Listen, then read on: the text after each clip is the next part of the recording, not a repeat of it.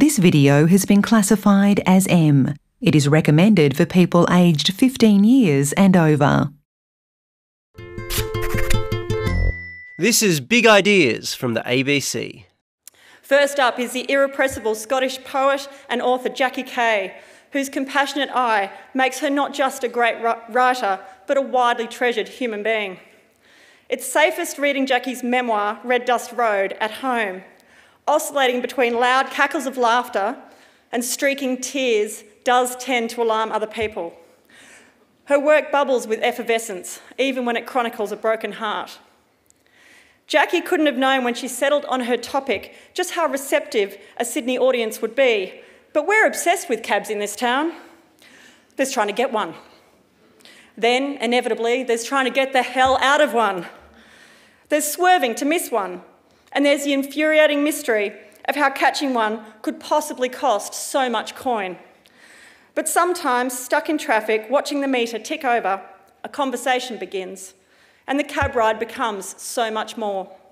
So please welcome the wonderful Jackie Kay, one passenger who knows how to make every cab ride count.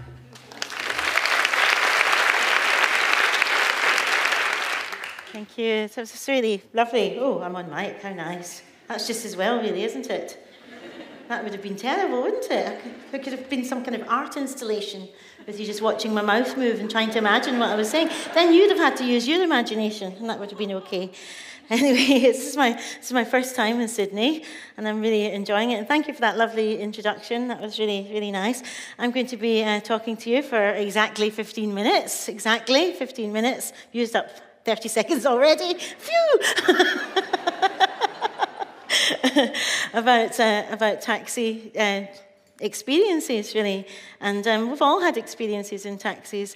Every taxi driver will tell you that they hear enough stories inside their taxi cab to write a novel. They'll all say that. They'll all say, the stories I get to hear inside this cab, I could write a bloody novel.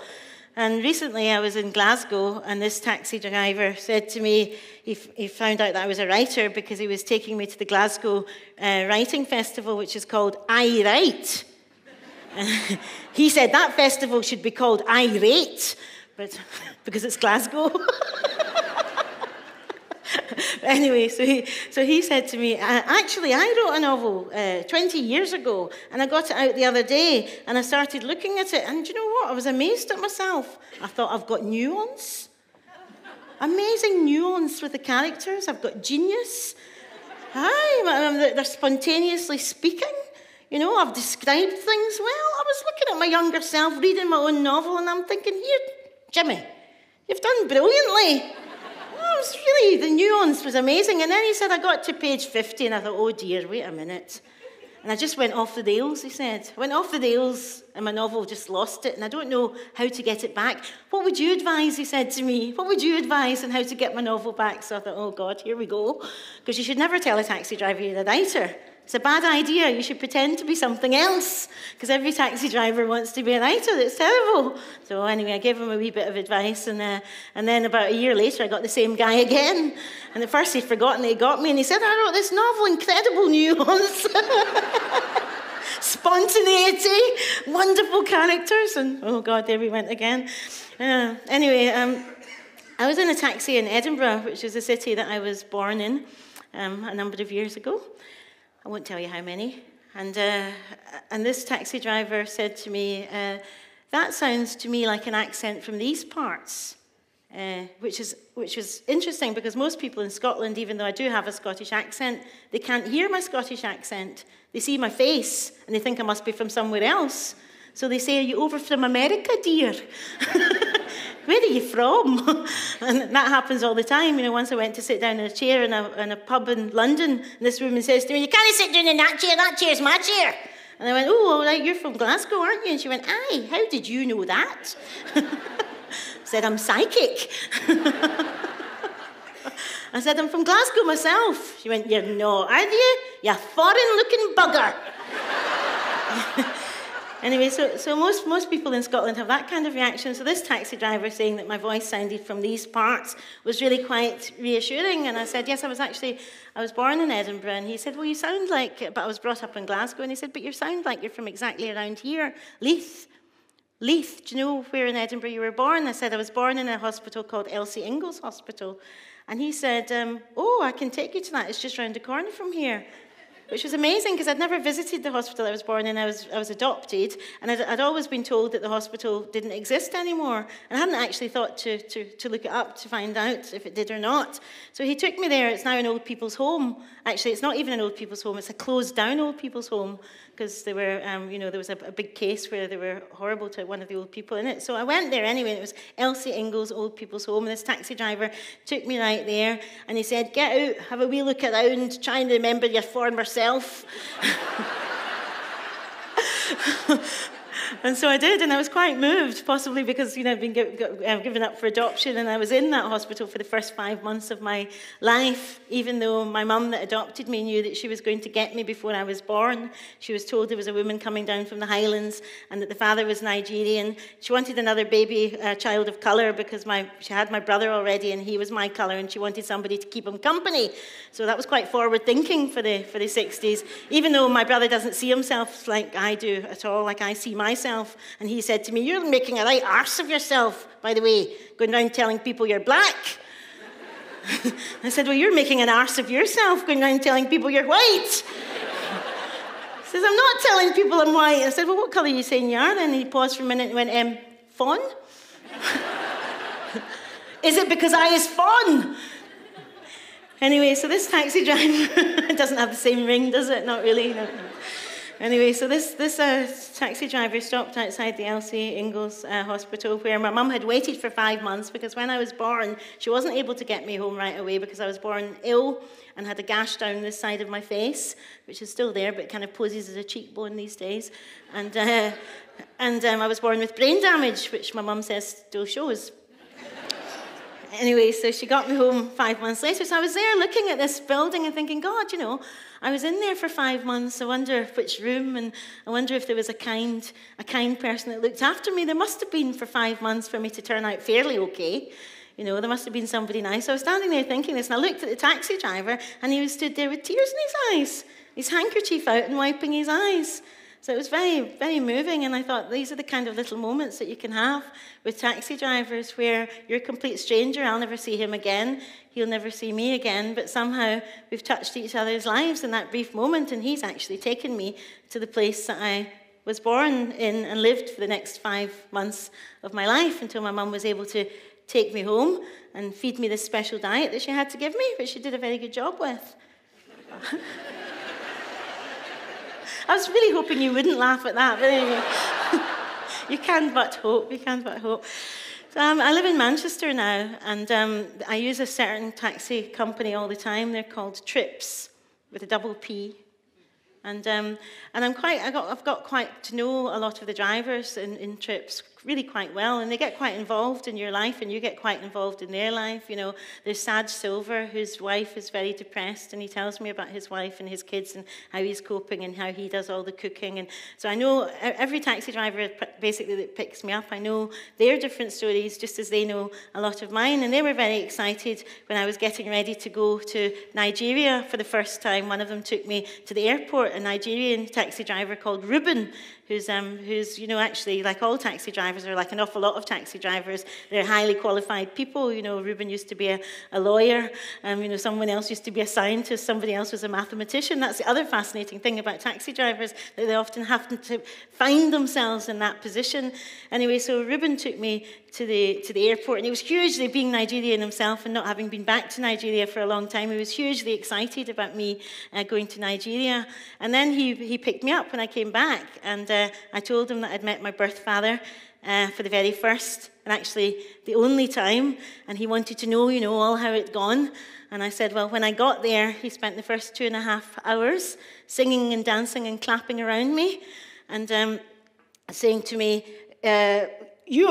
if people were to know about God, if people were to know about you, they would lose their faith in God. And I said, oh, I hadn't realised I was that powerful, because he wanted to keep me a complete secret and not tell any of his family about me. So he did this kind of ceremony for 2.5 hours, singing and dancing and playing around me. Some of it was quite nice, you know. He said, you can walk through fire, you won't get burnt. You can swim in dangerous waters, you won't drown. Don't even bother with your hotel safe. God is looking out for you. I shifted uneasily in my seat. Christ almighty, my father's barking mad, I thought.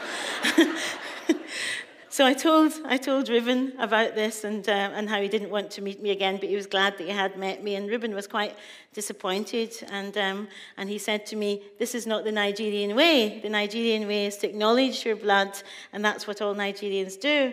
And when I went to Nigeria for the second time, 7 years later, I met another driver, and this driver was called Pius, which I thought was an amazing name for a driver, Pius. Amazing name anyway.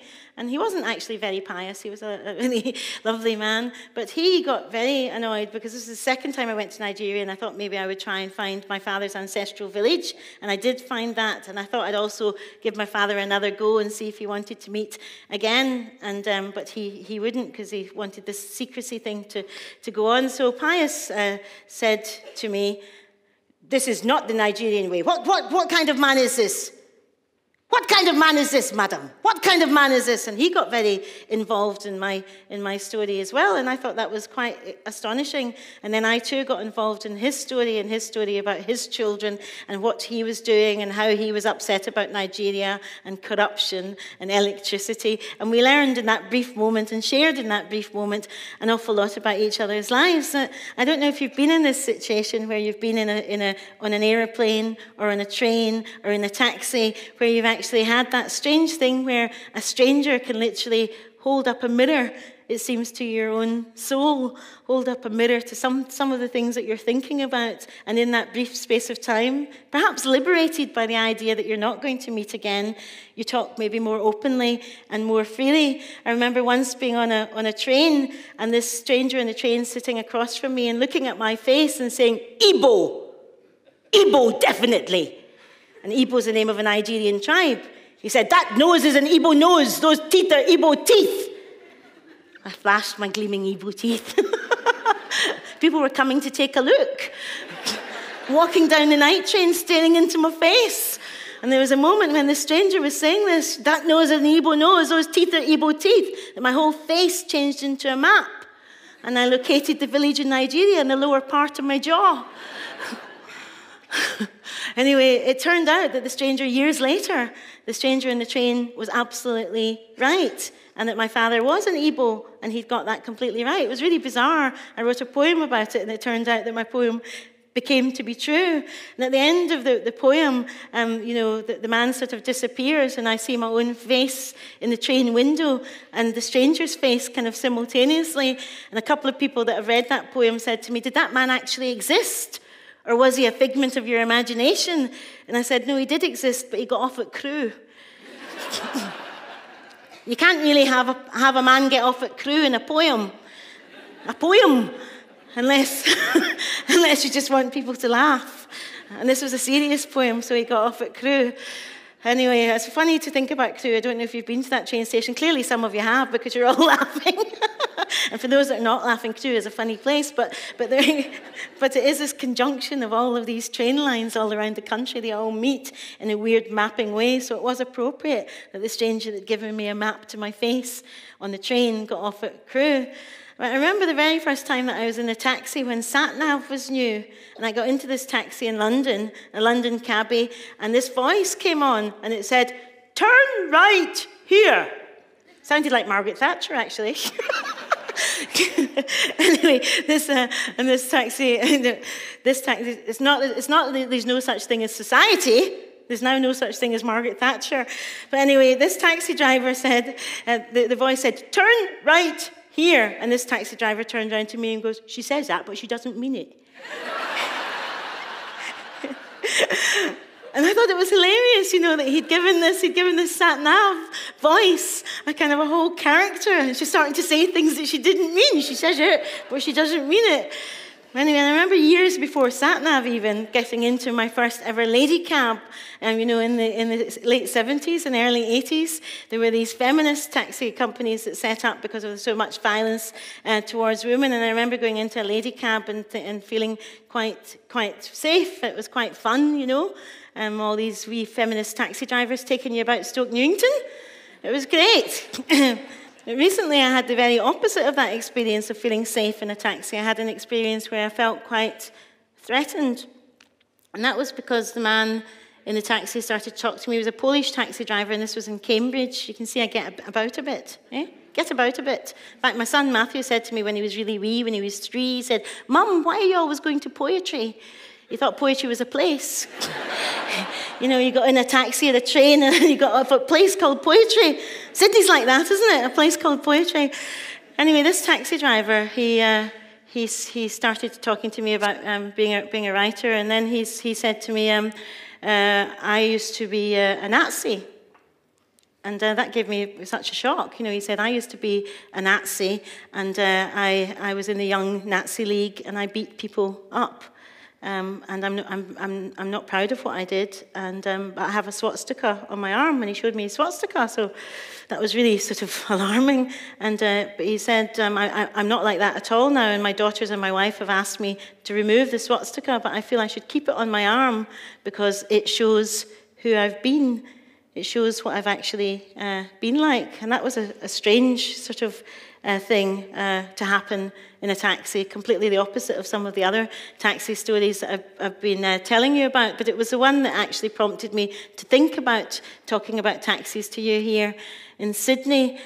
I had another experience in a Cambridge taxi recently where I was waiting with my friend Ali Smith, the writer, and the taxi was very late, and we've all had that experience. And eventually this taxi turned up, and it was a woman taxi driver, and she took us down the wee back streets, and we still caught the train in time, and she said, you see, you need a lady to get you there in time.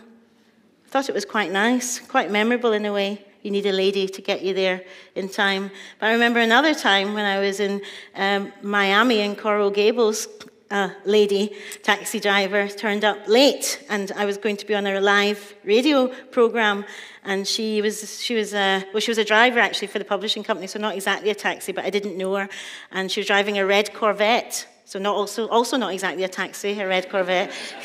She drove the whole thing in second gear all the way down the motorway, but let's not go into that. Let's not go into that. Anyway, she turned up and she was really apologetic about being late for this live radio program. And I said, look, you know, don't worry about it.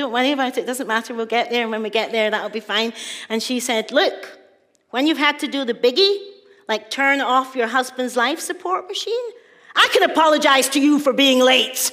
And I went, oh, okay then, that's fair enough, you know. But it gave me such a surprise, and that's the other strange thing in America, that sometimes things can just turn on a pin like that. Well, when we got to the radio station, there were 2 little sausage dogs in a basket, and the woman on the local radio station hadn't read my book at all, and she pointed to the 2 little sausage dogs, Dachshunds, and she said, don't worry about them, they won't be on air.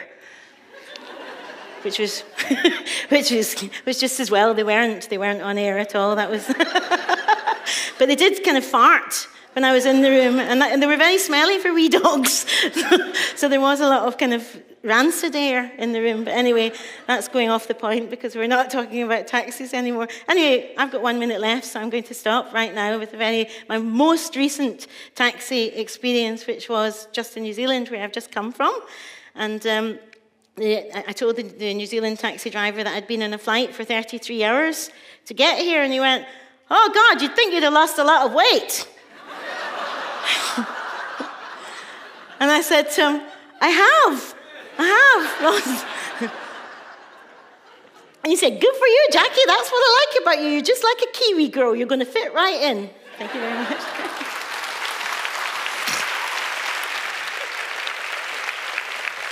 Our next speaker is a stellar example of a local girl done good.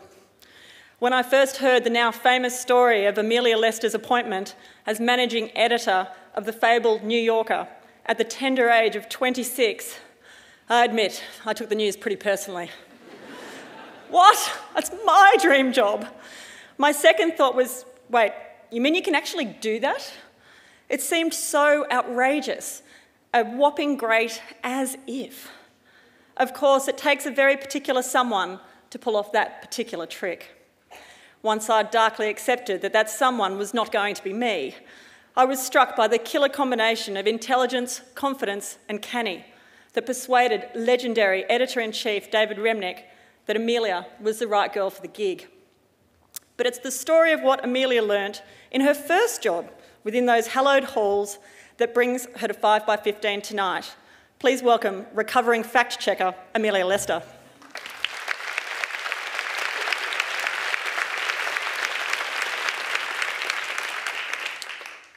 Well, the most nervous I've ever been in my life prior to this moment was before I interviewed for a job as a fact-checker at The New Yorker.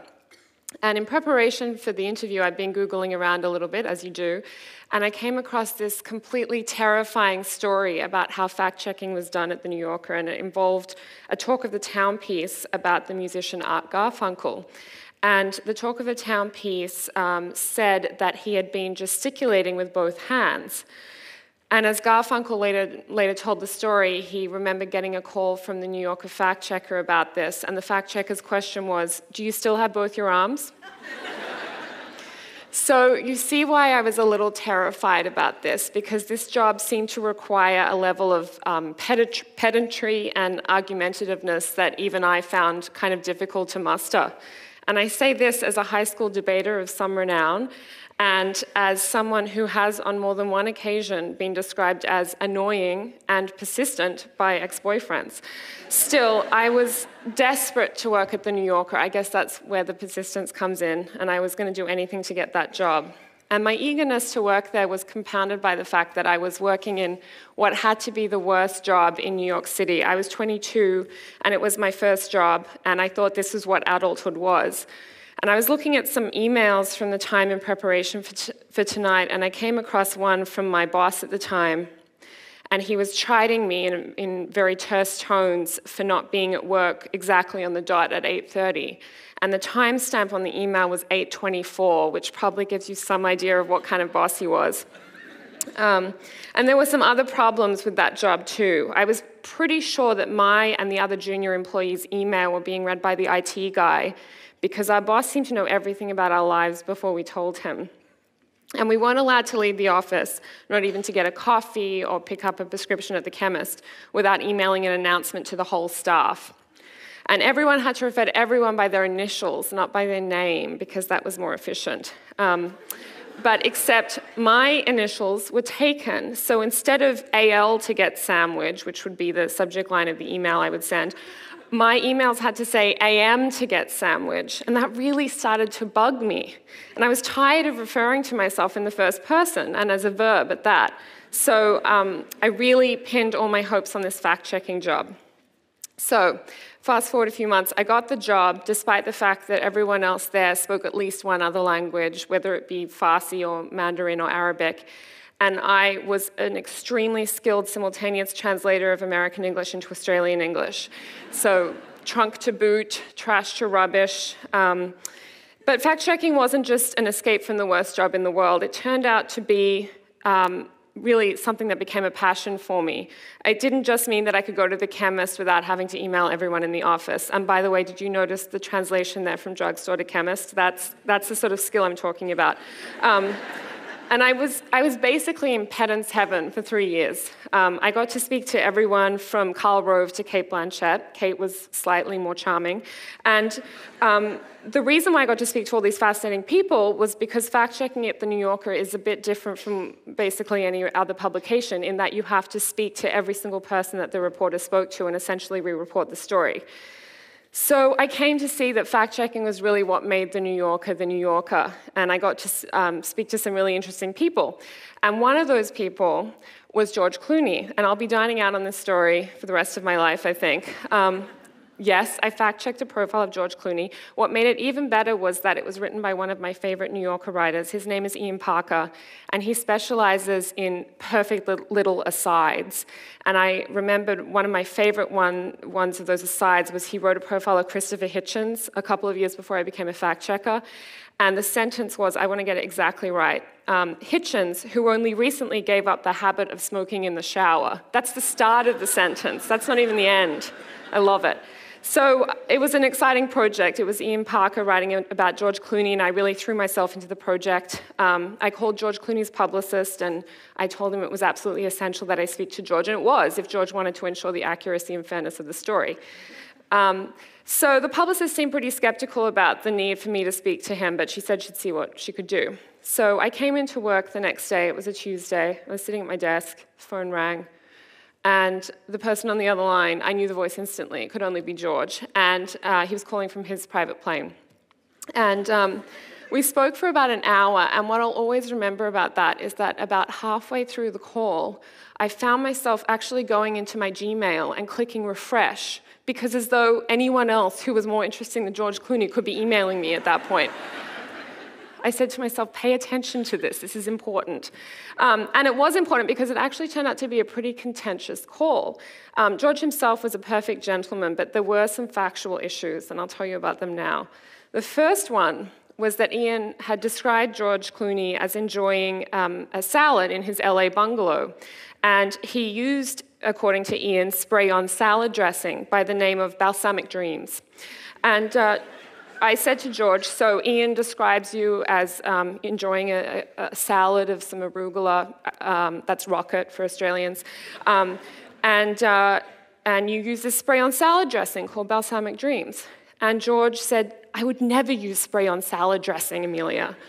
And he did use my name, because that's just the kind of guy he is. And I did what New Yorker fact-checkers do, which was I remained calm with George on the phone, didn't want to make a scene, but then I went to Ian afterwards and asked to see his notes, and sure enough, it was in Ian's notes that George had used the spray-on salad dressing.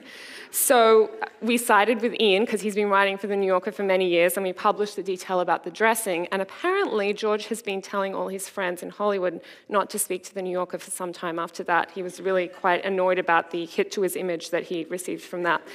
But the second factual conflict with George was about Fabio, and I hope Fabio's known to everyone here because he's a really important cultural figure. He's a male model, he has hair about my length, and he's been the face of hundreds of romance novels. And George and Fabio had an altercation in a Vegas nightclub. They didn't know each other, they weren't there together. George was having dinner with his girlfriend, who, by the way, he couldn't remember her birthday when I asked him on the phone. And then Fabio was having dinner with the winners of a charity contest of some kind, like Win Dinner with Fabio in Las Vegas. And the two men started fighting because the women at Fabio's table kept taking photos of George with their iPhones. And George was trying to enjoy dinner with his girlfriend of the time. And so he got up and he said something to Fabio, like, you've got to stop these women from taking these photos. Fabio took offense at that. They took it outside. Fabio contested to us that George had used a not very nice term for a lady in that conversation. And I said to George, well, Fabio says that you called his companions bitches. And George, there was just this pause on the line. George felt hurt, I think, that I would even ask him that question. And he said to me he would never have used that word to describe a lady. And of course I wanted to believe George, because who wouldn't? But it was this classic he said, very handsome man situation. I think we've all been in those. And my job was to really talk to both men about it and really try and figure out what happened. So if you go back and read the piece, which, by the way, you should, it's wonderful, Ian is a master of the genre, that particular passage is really carefully phrased. So the reader knows exactly what we know about the fight between George and Fabio and what is lost in the sands of time and can only be speculated about at events like these. But these two stories really illustrate something that's key to the idea of New Yorker fact-checking, which is whether it's a brawl between George Clooney and Fabio or something with perhaps slightly more importance on the world stage, we're going to take it seriously, and we're going to try and figure out exactly what happened. Every fact is treated as seriously as every other fact. So think about it. The principle goes something like this. If you're reading a piece about the town in which you grew up and a street name that you know very well is spelled just slightly incorrectly, you're going to think, well, what else did this writer get wrong in this piece about my hometown? And it kind of casts a pall on the whole piece. So that's the basic principle behind New Yorker fact-checking, that you apply the same standards and seriousness to George and Fabio as you do to a national security story by Seymour Hersh. And Seymour Hersh is a Pulitzer Prize-winning journalist who broke the news of the My Lai massacre in Vietnam, and then years later, in the pages of The New Yorker, uncovered the prisoner abuses at Abu Ghraib. And I had an opportunity to work with him on a number of occasions. A lot of his sources are unnamed because they're high-ranking military officials and intelligence officers who probably shouldn't be talking to a journalist, but feel strongly that what they have to say is in the public interest. So while it's okay that the sources are unnamed because there's a reason why they're unnamed, Seymour Hersh and every other writer at The New Yorker knows that they're going to have to get a call from the fact-checker as well. That's just understood.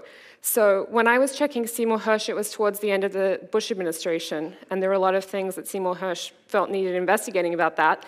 And the story that really sticks in my mind was right towards the end of Bush's second term in office. And as was the procedure, I spoke to a lot of these anonymous officials on the phone, and it was an article about George Bush's possible plans in Iran.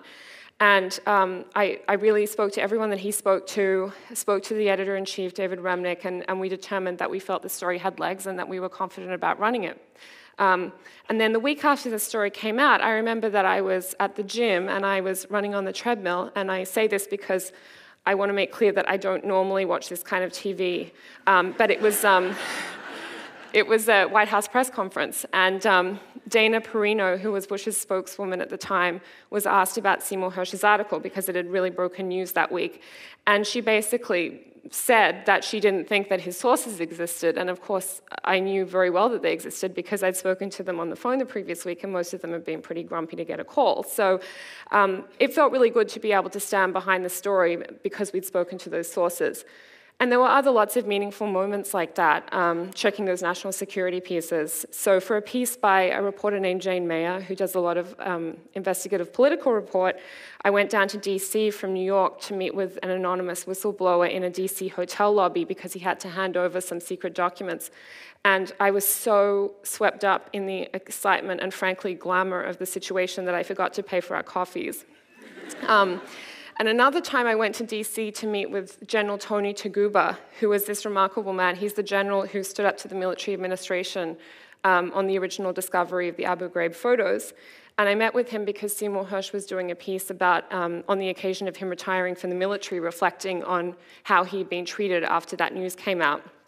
And he told me how grateful he was for the New Yorker's fact-checking process, because he was really going out on a limb and talking about this stuff, and he felt confident that we were taking seriously what he had to say, and the stakes were obviously very high for him, and he felt confident in talking to us. And of course, that confidence goes both ways, because it always feels great to be able to tell readers that they can feel pretty confident themselves about what they read between those two covers.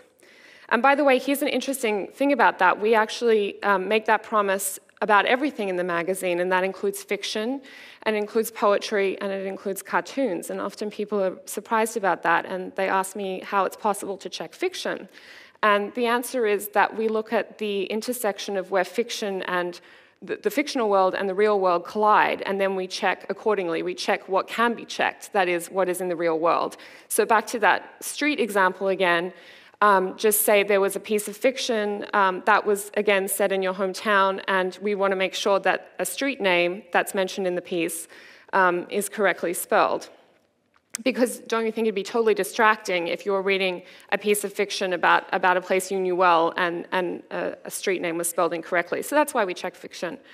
And an example with poetry that I love is that we ran this poem about the Super Bowl a few years ago, and this is, I guess it's one of the biggest sporting events in the US, and the poem was about all the rituals surrounding the big game, and it talked about how it was a very stormy Saturday for the Super Bowl. The only problem is that the Super Bowl is held on a Sunday, not a Saturday, and that would be fine if the poet intended to have this sort of confusing scenario set up where the Super Bowl is being played on the wrong day for some kind of artistic reason. But it turned out that, in fact, they just made a mistake, so we changed it to Sunday so that wasn't distracting from the poem. And when it comes to cartoons, no detail is too small. So, for instance, if the buttons on a man's coat are on the wrong side, there was a cartoon recently that depicted a baseball player on second base tweeting about his performance, but the problem was that the tweet was over 140 characters in the caption. So we had to ask them to tweak that joke a little bit. So checking's taught me so much about how the world's best reporters put together their stories, because you're essentially dissembling the story and then building it back up again. But I think the single most important skill that I learned as a checker was the ability to ask anyone just about anything, no matter how powerful or terrifying they are, and no matter how impertinent the question. And that's why I found myself asking the rapper of some note in the mid-2000s, Fat Joe, how much he weighed to make sure that he was fat, as he claimed. He didn't mind. And then another time I had to explain to Busta Rhymes, who I hope needs no introduction, that he couldn't take the expletives out of his quotes, no matter how enraged he was about that, because fact checkers are not giving these people the opportunity to edit their quotes. Subjects are given the opportunity to go over their quotes with a fact checker to check that the gist is being reported accurately. But probably the single most ridiculous question I ever asked anyone as a fact checker was of Dove Charney, and I wonder how ubiquitous American Apparel is here. It's a clothing chain in the US. I know that there's a store on Oxford Street here.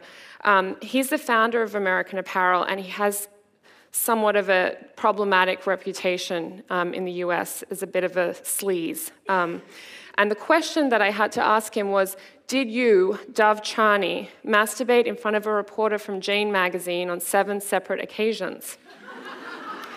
And he paused for a minute, and then he responded, I prefer the term self-love.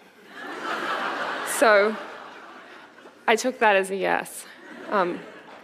So summing up what I acquired from my fact-checking job: 1, a knack for asking questions in an extremely blunt and perhaps overly straightforward manner. 2, a willingness to tell extremely accomplished people exactly where they've gone wrong, usually starting the phrase with the not at all annoying, well, actually. And then finally, a strong streak of moral self-righteousness, because after all, I have truth on my side.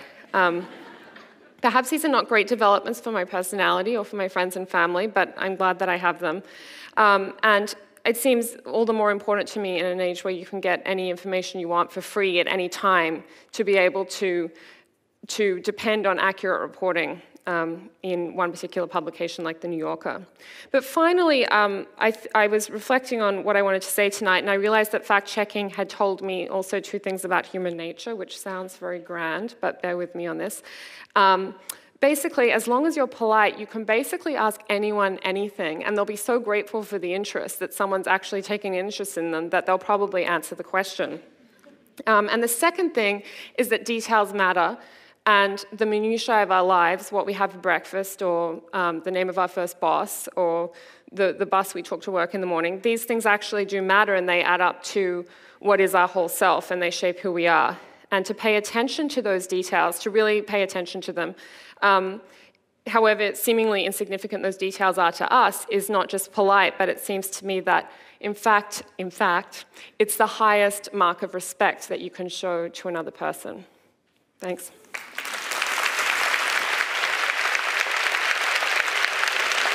I don't know about you, but what I really want is a rematch with George Clooney's spray-on dressing and Fabio's spray-on tan. Hip-hop artists are poets in tracksuits. They're wordsmiths of the highest order, obsessively driven to test their command of language in order to make every combination sing. Tim Levinson, affectionately known to his devoted fans as Urthboy, has the sensibility of an ancient scribe. The smallest details speak to him. Dust motes and sad shafts of light falling across the bedroom of a forgotten woman moved Tim to mark her memory in song. And I think we all benefit when an act of grace restores another person's dignity. It's his lion's heart that marks him as an artist and a manager, someone who happily acknowledges that his politics are personal and who isn't afraid to roar. We're especially grateful to Tim for being here tonight. As a brand new father, there's no question he's got somewhere better to be. Please give a warm Sydney Writers' Festival welcome to Urthboy.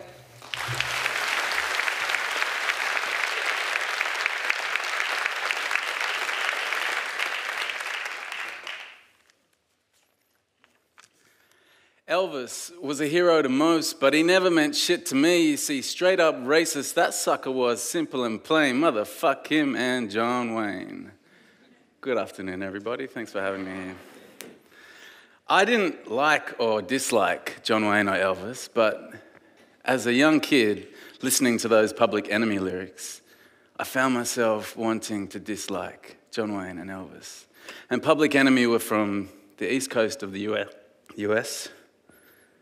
Over the other side in LA was a group called NWA, and they had a song called Fuck the Police. And I didn't really know what the police did to deserve their wrath. But as a kid, I wanted also to fuck the police. But that's a pretty serious commitment, so... It was a song that had a grand declaration, but really it was an invitation to find out more. I had to find out more. I should just backtrack for a second. I came here today to talk about new beginnings and clean slates, but during the week I had a change of heart and decided to change my topic and talk about how hip-hop stepped in where aspects of the education system failed me. And they say that a protest song is impotent without a broader social movement underpinning it, allowing it that oxygen to, in turn, fuel that cause. And in the same sense, when I came across hip-hop as a youngster, I think it may have passed by me in those early days like a fad or a phase, but instead it awoke something in me. It was like a sleeper cell that was activated when I heard those beats and rhymes and that uncompromising message of the time. Still, it's probably a reasonable question that I always get asked in interviews. Why did you get into hip-hop? What was it about black culture that appealed to you as a white kid? And in some respects, I guess it's strange. I could never really answer that sincerely. But then I think, well, white people have been stealing black culture for a long time, so perhaps it's the most predictable thing in the world that I just followed in that rich tradition. And this music was so uncompromising, it was brutally direct. It didn't waste time. If you didn't approve, it didn't care. And there was I in Wentworth Falls. Picture little Timmy there with freckly face and blonde hair in my cricket whites. Pitt Park, Wentworth Falls. It was right next door to the Blue Mountains Grammar School. And in one hand, I had a cricket bat. And in the other, I had a Walkman, and I was listening to terms like the Nation of Islam and Afrocentricity and 5%ers and Black Power. So I was aspiring to be Dean Jones, and I was being inspired by Malcolm X. And I don't think that Dean Jones or Malcolm X have ever been mentioned in the same sentence. But this music was really exciting. It asked questions that didn't provoke easy answers. But it wasn't just political. There were geographical references. They were talking about streets of the Bronx, boroughs of New York, Queens, Brooklyn, South Central LA, Compton, places as a young kid I wanted to be, but I was also aware that I would have been scared witless. And then there were pop cultural references, television personalities of TV shows I was totally unaware of. They would never air in Australia. And they talked about cable TV, and I didn't know what cable TV was. I was kind of a bit clueless. It sounded like magic to me. So many channels. But these rappers were talking to their audience, and their audience was their people and their communities. And they were talking to marginalized people and people from ghettos and projects. And they were saying, rise up. And they were saying, fight the power. And they were saying, be proud of who you are and embrace your African heritage.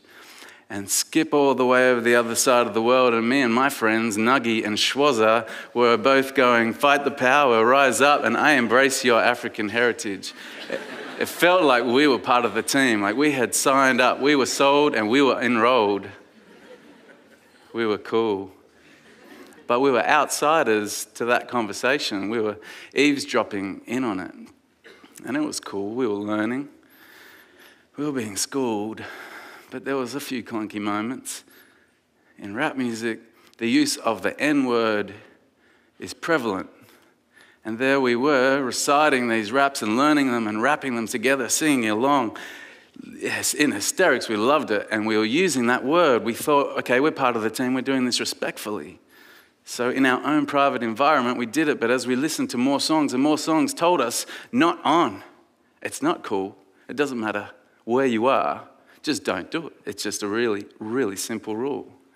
So that, in turn, kind of added a new clunky dimension to rapping along, because if you just pull out a word, and the use of the N-word's pretty liberal in hip-hop music, you're sitting there, you know, in the words of Ice Cube, the weekend ain't nothing but another 2 days we're act crazy. So what are we going to do? We can't disrupt the flow. That just doesn't work. So we would replace the word. Instead of the N-word, we would say something like diggers.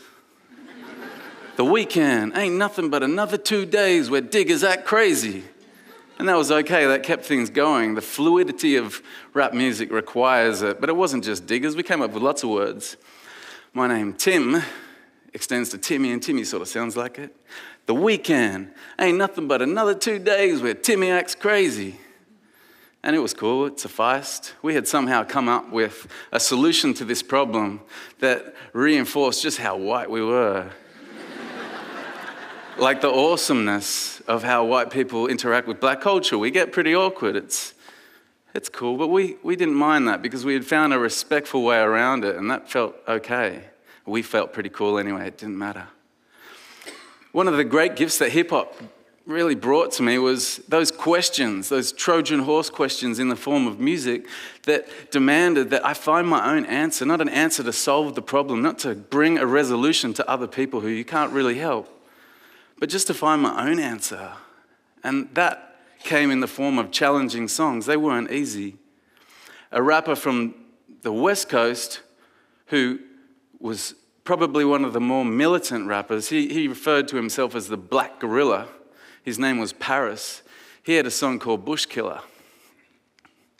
It was advocating the assassination of George Bush Sr., the president. And some of the lyrics went, and excuse me, all I want to see is motherfucking brains hanging. Another level when it's me and devils gangbanging. So don't be telling me to get the non-violent spirit, because when I'm violent is the only time the devils hear it.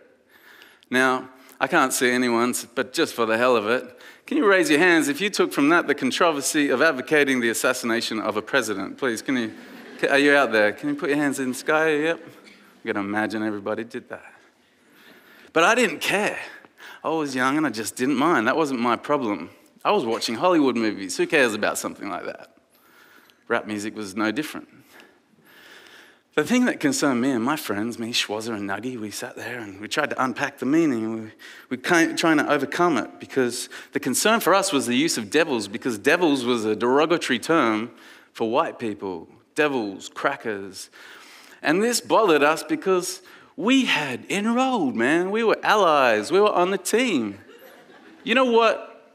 It was Katoomba, and Katoomba Record Store was hard to get a hip-hop record from. So if you wanted something from the States, you had to order it on import. And that would cost the earth, especially to a kid. And it would take 3 months. It would take 3 months for that music to come back to Katoomba. So we were committed. Anyway, as it turns out, and the more you listen to those songs, you hear Paris is talking to his community. And he's saying, I'm not going to back down at all. But he's talking about devils in the sense that real racism, and the most potent form of racism, is the racism that reinforces oppression of one person on another. The foot on the neck of a people by another people. So when I'm sitting there saying, hey, what's the reverse racism? I didn't quite understand it. As a kid, it takes a little while to get your head around that kind of thing. But I got the sense that when he's talking about devils, he's talking about people who are reinforcing that status quo, that power structure, that oppression. So I didn't take it personally, and I was, once again, that was a journey, a challenge. It in turn set me off on a journey that I've spent the rest of my life still trying to understand, and that was really getting my head around white privilege. And especially being in hip-hop, it's something that I'm required to do, I feel.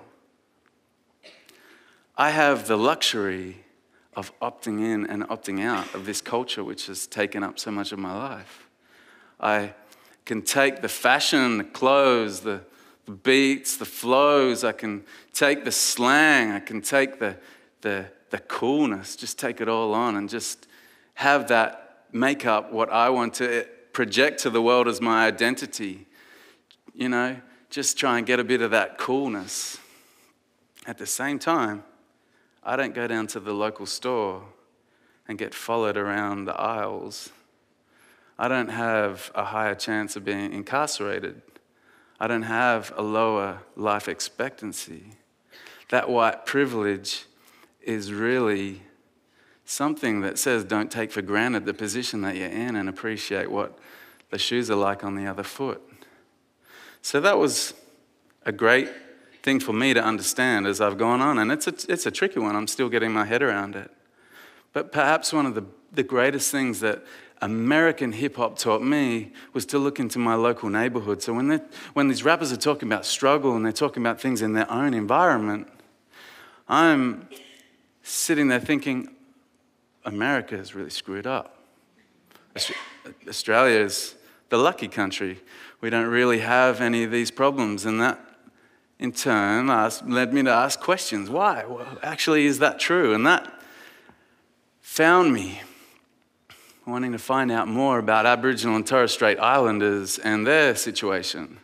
So I started getting really interested in their cultural history, just the history. And that made me think, hang on a second, I'm in school. And after school, why have I not learned about the stolen generations? Why have I not learned about displacement of people? Why have I not learned about dispossession? Why have I not learned about these atrocities? What is going on? And really, is there any other conclusion to come to? Then we as a people, as Australians, are so insecure that we are afraid of telling our kids the truth and telling them the real account, like as if we can't go beyond it and move on and truly reconcile. And that racist thing came about last night. I was thinking about it. I was watching the football. And Adam Goodes. And there you have this great example of Indigenous excellence. So classy, so elegant. So I went and played in music bands, and one of the groups that I joined, I found a like-minded bunch of people, and we made it priority number one to contain that politics. Talk about it and put it out there and live it and make it part of what we were going to define as our band. We also started up a record label, and that label has always been multicultural, and our roster is very multicultural, and I think it's the most important thing in the world. But one thing that I'm very proud of is that now in our 15th year, we have 3 Indigenous acts, and they're all awesome. And they are not on our label because we are charitable. We're an independent record label. How can we be charitable? That is because these artists are these unique voices. They are brilliant. They are inspiring. They tell stories that no one else can tell. We can't tell them. So I'm very privileged to have them there and be part of our label. That's a thing of great excitement for me. But I look back on that era of hip-hop that I came into contact with, and I think about the fortune of coming across it when it was so political, and it demanded that I find my own answers that have in turn really given my life so much of its meaning, and will continue to do it.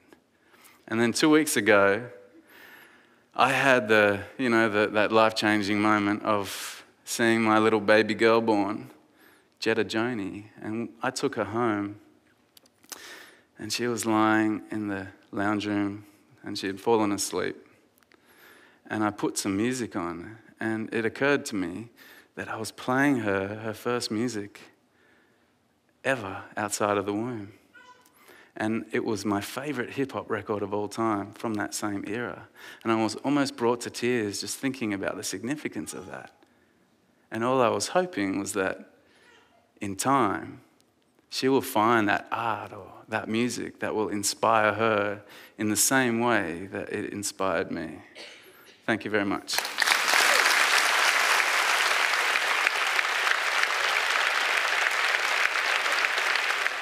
Our next distinguished speaker is a prime example of a woman in the right job.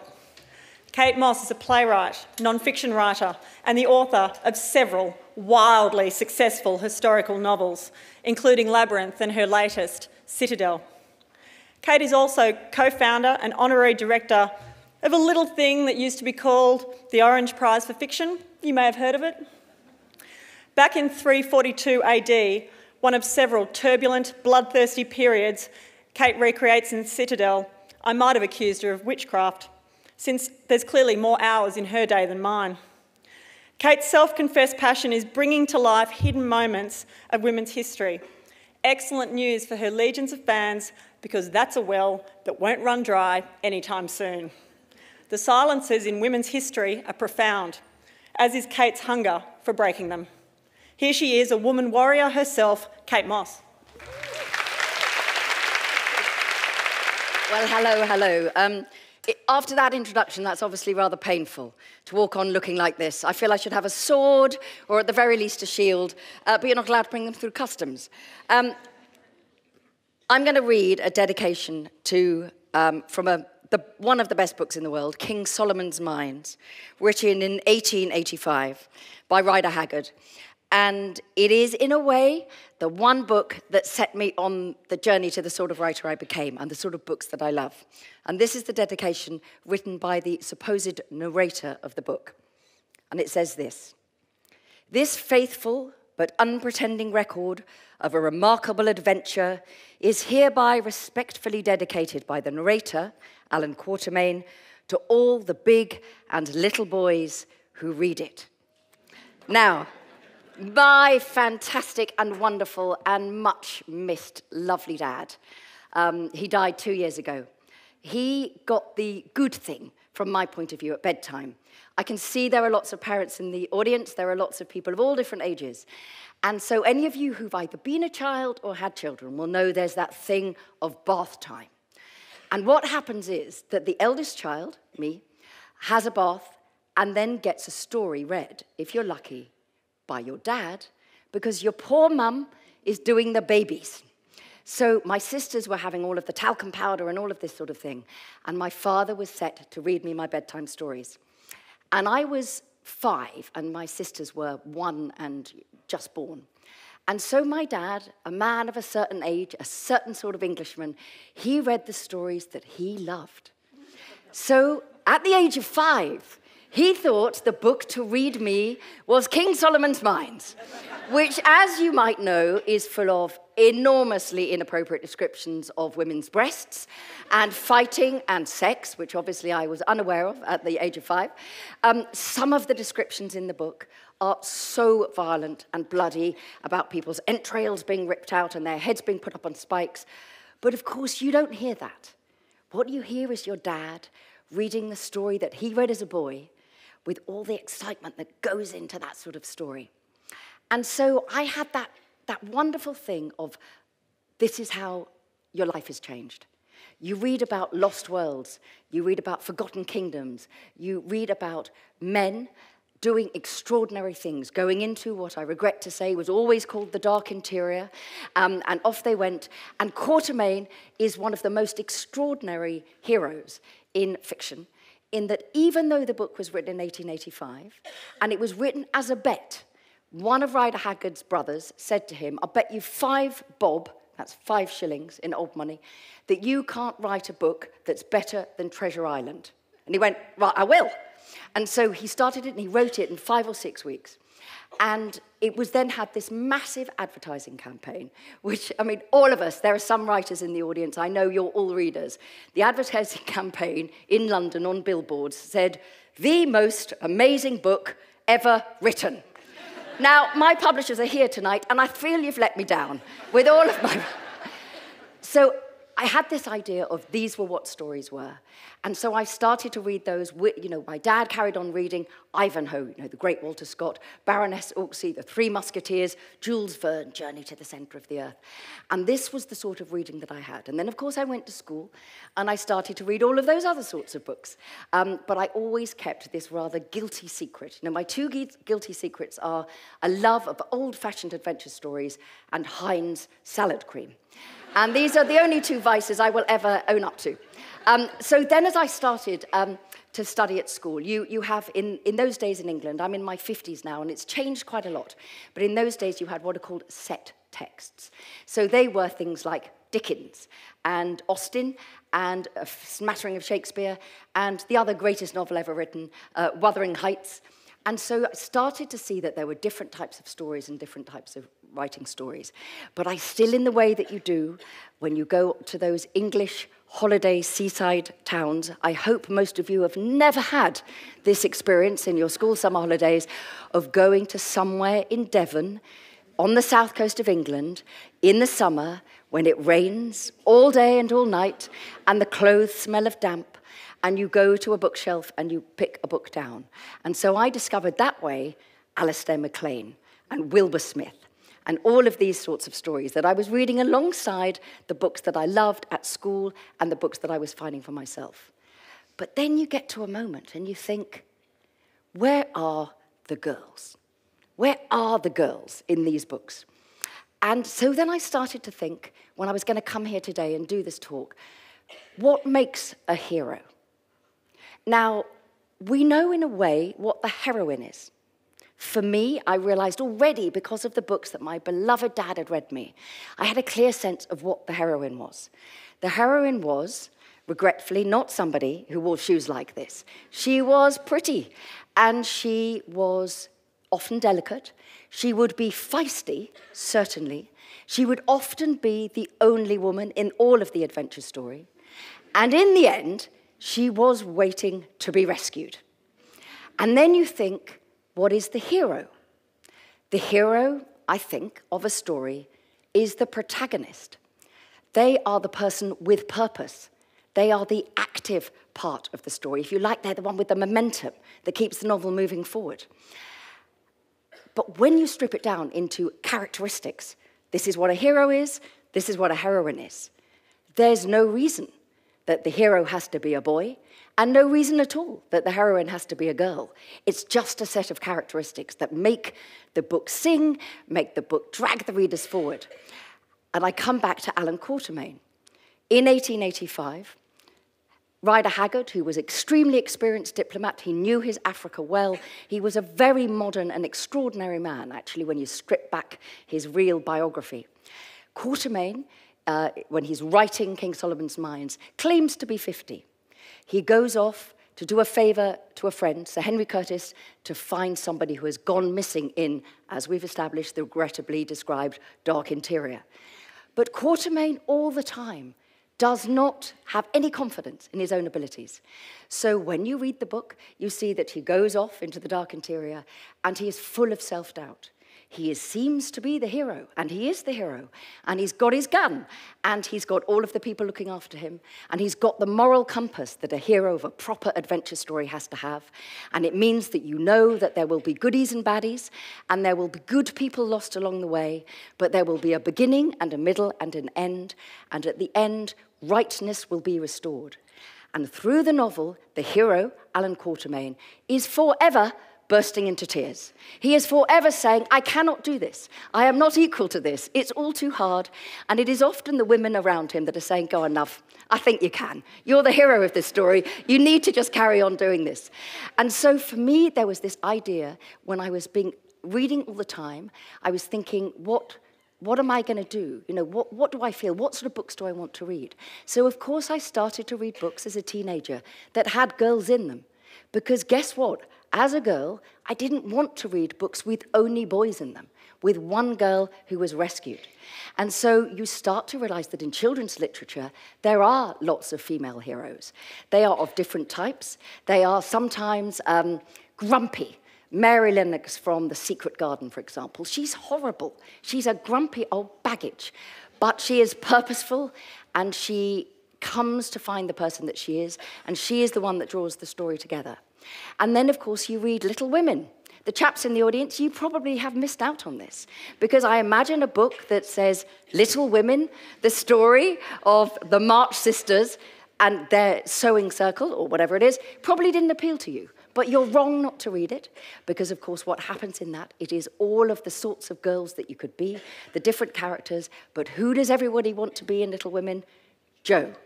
Does any woman who read Little Women not want to be Jo? No, because Jo is the one that does stuff. Jo is the one who doesn't want to get married. Jo is the one who turns down a proposal to stay home and do house, to go to New York, to be a writer. So little by little, I started to think about the sort of books I would like and I would maybe write one day. When it came to it, I suppose it's not surprising that what I wanted to do was write adventure stories.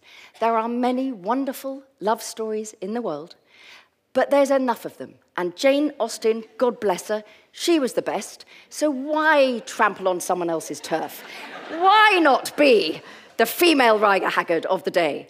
And so I started to see maybe if things had changed. And what I discovered was this, that there are many female protagonists, of course there are, in domestic novels, often. There are a great many in thrillers and detective stories.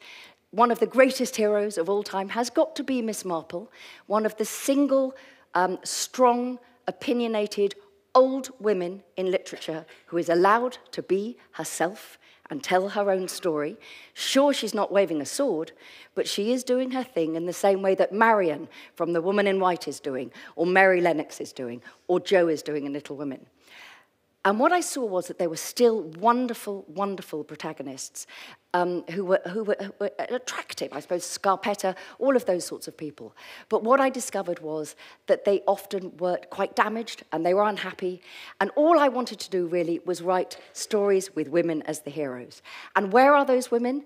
They are in computer games.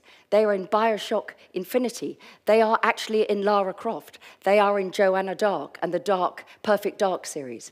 And so all I wanted to do when I started to write was think, I'm going to write adventure stories, and I'm going to write them for everybody who might like that sort of story, and they are going to be set with women as the heroes. And so I set off with Labyrinth, and then Sepulchre, and now Citadel, and I feel, as I stand here on the stage, with my wonderful dad, thinking that he would remember what he said to me when I started to write. I said, Daddy, I'm going to write a series of adventure novels. They're going to be old-fashioned adventure stories like You Read Me, but they will have a twist. The girls will be the heroes, and they won't be waiting to be rescued. And he looked at me and he said, Darling, I've waited all of my life for a woman on a horse with a sword to come and rescue me. Thank you very much.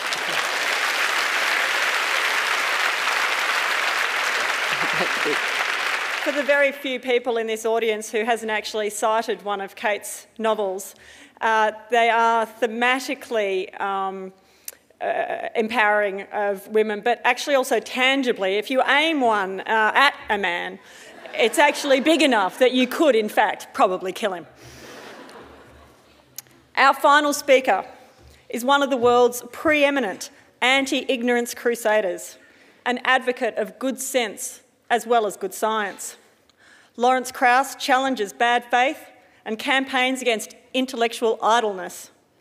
His soon-to-be-released film with Richard Dawkins is called, unsurprisingly, The Unbelievers. All Lawrence's work is a standing invitation to question his own scepticism, always in the service of the hunt for what we did not yet know.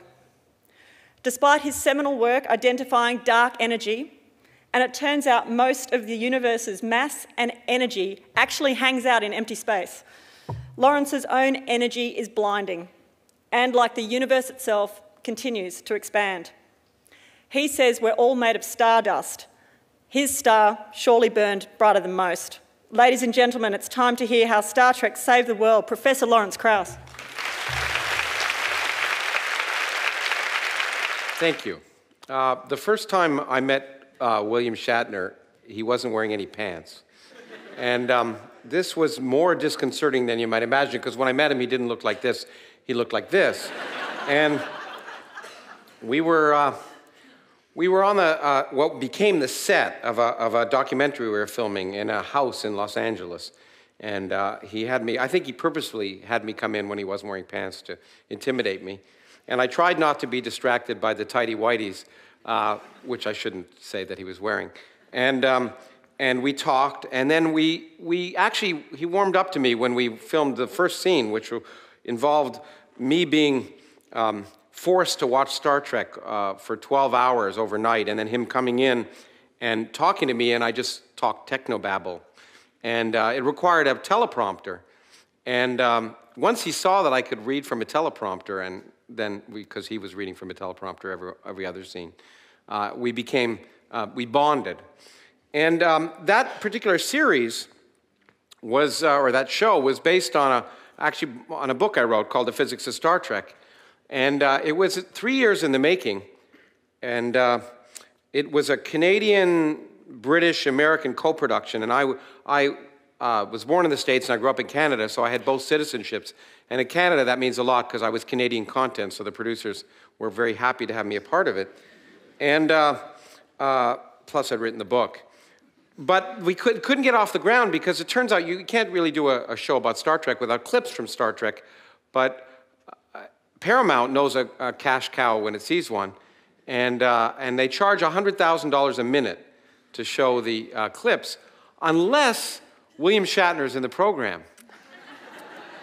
So it was worth the cost for the producers, obviously, of having William Shatner in the program, which we did have, but it required a change in the title. The original title was The Science of Star Trek, and the show got changed to the title, How William Shatner Changed the World, which was okay, because I figured I'd rather be a part of a program on how William Shatner changed the world than part of a program that would never appear.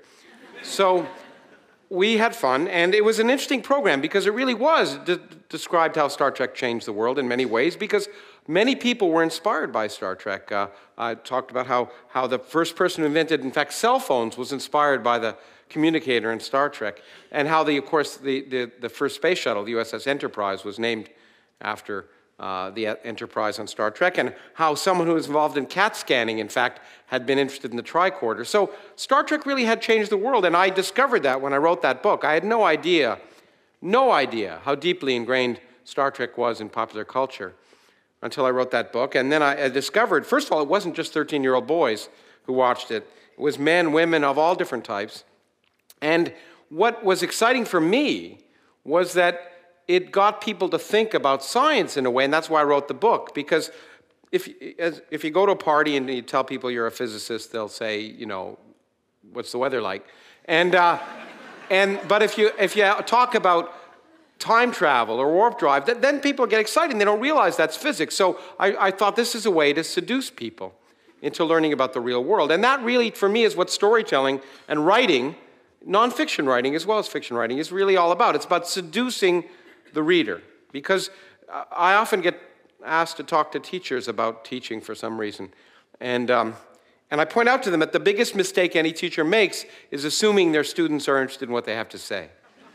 Really, because what you have to do is convince them to be interested in what you have to say, and that means you have to go out to where they are and bring them in. And clearly people are intimidated by physics.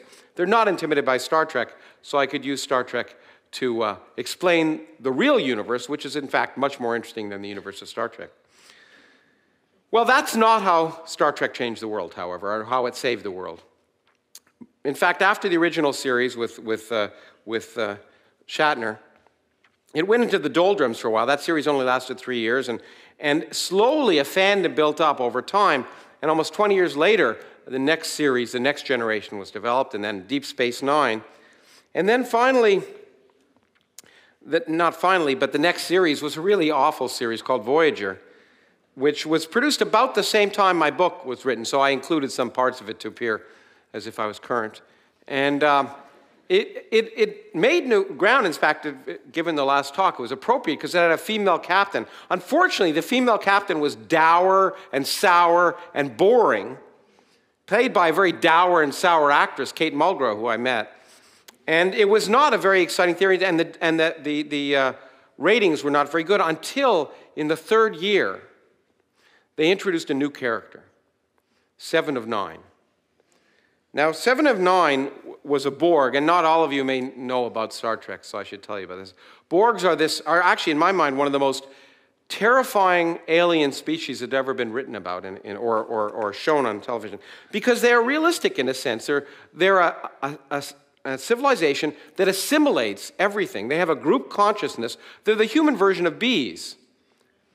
Everyone becomes a drone, and they get assimilated, and there's things drilled in their heads, and they become part machine and part human, and they have a collective consciousness. And their sole purpose is to go out through the universe and destroy civilizations, assimilating those members of the civilizations and their technology, and improving themselves in the process, and working on behalf of the whole. And there's this character, 7-9, was a Borg assimilee who had been saved by the Enterprise, and still was part Borg and part human, and it was played by a young actress named Jeri Ryan. And I remember the first time I met Jeri Ryan, she was on a plane necking. I don't know if you use that word in Australia, but necking. With her sleazy boyfriend, Brandon Braga, who was a producer of Star Trek. And I was sitting right behind them on the airplane. And I waited till he went into the bathroom, and I slipped into the seat next to her. We didn't neck. And she was a little surprised. And I said to her, well, I wrote this book about Star Trek. She didn't really care much about that. But I said to her that I'm often interviewed about Star Trek, and I told people that the only reason to watch the show was for her, and then she warmed right up. And here, this is, the reason to watch the show is not what you're thinking, okay? She was actually the only character with any depth and intrigue and interest, and it wasn't just her breasts. It was really her character that made it interesting. And the show picked up and lasted for almost 7 seasons as a result of Jeri Ryan. Now, Star Trek made her a star, but that's not how Star Trek saved the world. She plays a role in it, however, because the next character I want to introduce you to this guy here. Now, some of you may recognize him in one context, but actually, this context, he's playing a character called Jack Ryan. And Jack Ryan is a character from novels by Tom Clancy. He's been played by many different actors, Harrison Ford and other actors over the years.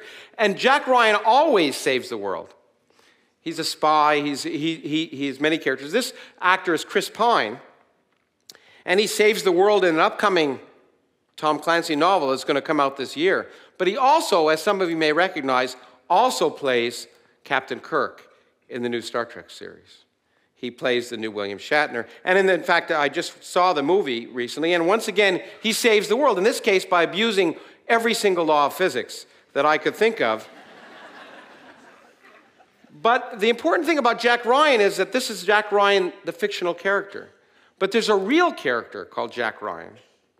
That Jack Ryan was a remarkable individual. He was an investment banker for Goldman Sachs who quit that job to teach in the inner city schools.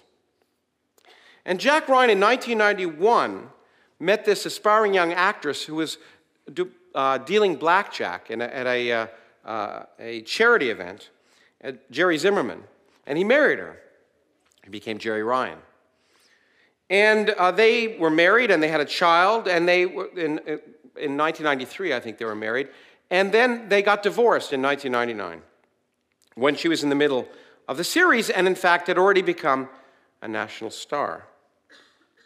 And that's important, because later on, that Jack Ryan he was this perfect Republican ideal of an investment banker who'd gone to teach in their schools. He was compassionate at a time of compassionate conservatives, apparently, in the United States. And so, in 2003, he decided to run for the Senate in Illinois. And he was a perfect candidate. He was a good-looking guy, Republican, compassionate, beautiful. Well, he had a beautiful wife, but they'd had a divorce. Now, because Jerry Ryan was a star, something rather unique happened. Their divorce papers were public, but the custody papers were private, had been sealed by the court. And in 2003, during that campaign, the Chicago Sun-Times petitioned a judge to open those custody papers. And they were opened. And it was discovered that the reason for the divorce was that Jack Ryan had forced Jerry Ryan to go to these sex clubs. And he wanted to have sex with other people in public. And this, needless to say, is not a good thing for a political career, at least in the United States. In Australia, it might be different.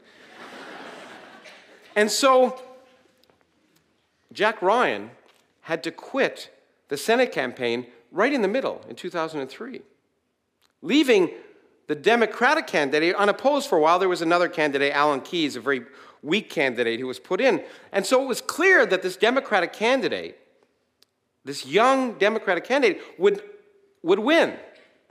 And therefore, he became a favorite of the Democratic Party. And in 2004, the Democratic Party decided to have him give the keynote address at the Democratic Convention. This young candidate named Barack Obama gave the keynote address at the convention because he was going to win, and he won in a landslide. And 4 years later, he was elected president of the United States. And he's since then protected us from a group of white men who are against women's rights, against gay rights, against health care, against peace and justice, as far as I can see. They're called the Republican Party. And I shudder to think what would have happened if Barack Obama hadn't been elected. He beat two men, one John McCain, a fake war hero, and then worse, a guy named Mitt Romney, a Mormon, God forbid, forgive the expression, who also was a slave to the right wing. And they would have destroyed the world. So you see, Barack Obama wouldn't have been elected president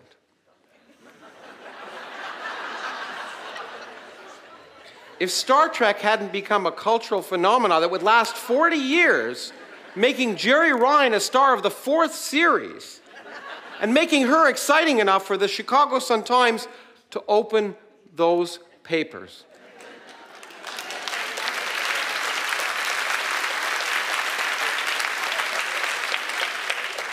So that, ladies and gentlemen, is how Star Trek saved the world. Thank you very much.